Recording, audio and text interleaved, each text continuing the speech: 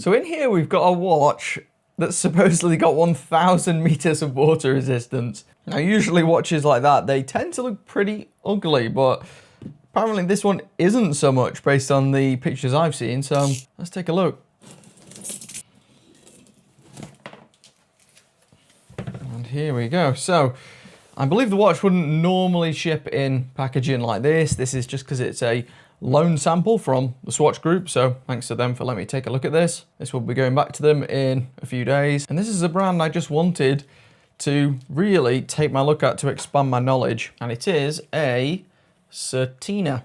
Now Certina is one that comes up fairly often in the comments, but to date I haven't actually tried them. So it turns out I was wrong. I forgot. I'd actually already looked at the DS Nautic, I think it was, a chronograph, which I featured in my chronographs roundup video. And you almost wouldn't know that these two were from the same company just from the looks of it. That one was more on the list, mainly due to the size. And it looks alright. The main problems I had with it were crystal glare. It definitely obscured the dial to some degree. So yeah, it was fine. It was a good small option. But as you can probably guess, it didn't make a huge impression on me. So yeah, excuse my stupidity.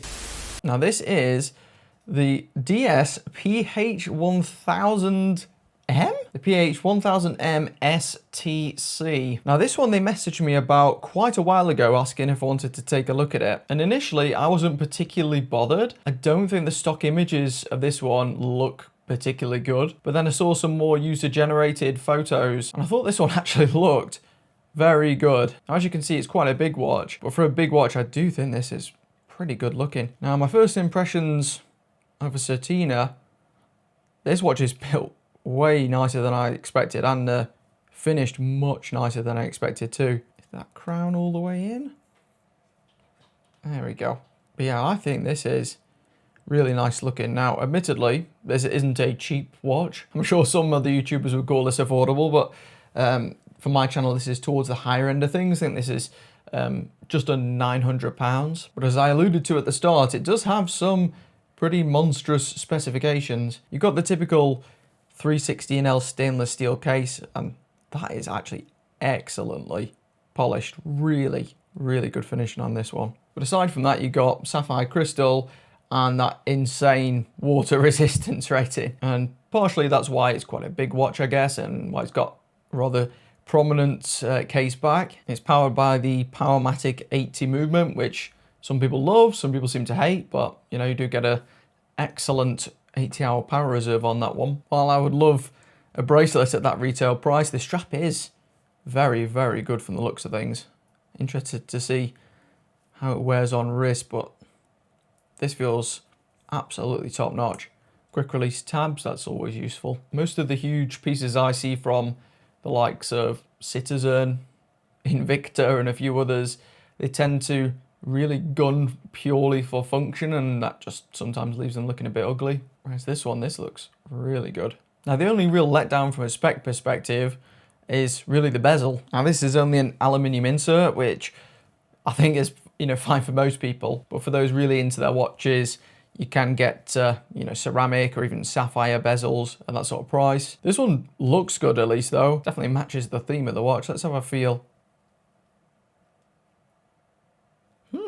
It must have some sort of locking mechanism. I'm doing something wrong here. That's really tough. Now, I'm expecting that this will loosen slightly over time. And of course, these extreme water resistance watches, they're gonna have bezels that are hard to knock out of place. This is certainly one of the firmest bezels I've ever felt. I mean, there is essentially no play at all, which I guess is good. I noticed if you kind of pinch the bezel,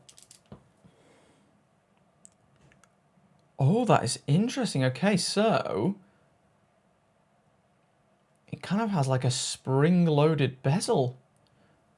Maybe that's why it's aluminium. If you try and turn it normally, it's virtually impossible to turn. But if you then push it down and twist it, and then release, that is so clever. I'm sure that other watches will have something similar too, but this is the first time I've come across a dive watch in the flesh and been able to try it. That is brilliant. Okay. Wow. So yeah, it turns out there are some reasons why this watch costs so much. That is excellent. Let's take a look at the dimensions anyway. It's clear that it's a big watch. think it's listed as 43 mil. I've got it here as 44 mil wide, but it doesn't look 44 mil. It looks about 41. It's quite stubby still. Let's take a look. Lug to lug, somewhere in the ballpark of 47.7 and thickness of 14.4. That is so cool. Now, due to the smaller dial, it definitely doesn't wear like a 44 mil.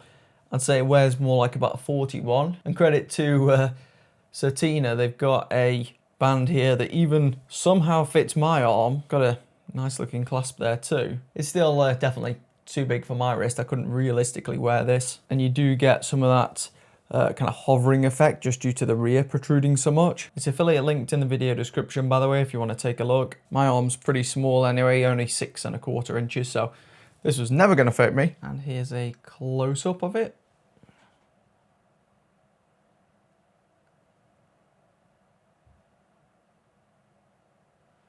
But I'd love to see what the loom's like on this. Let's see how that performs. There's a quick look at the loom.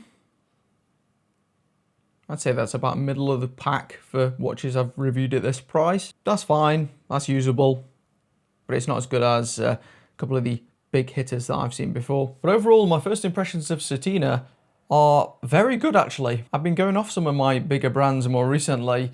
This one is definitely the best of those that I've looked at. It's built very, very well, and I really like that bezel. And then this particular model, it's got something to do with the sea turtle conservation. I think a portion of the proceeds from the sales of this watch go towards that. This one's also available in some other colours too, which also look pretty good from the product photos.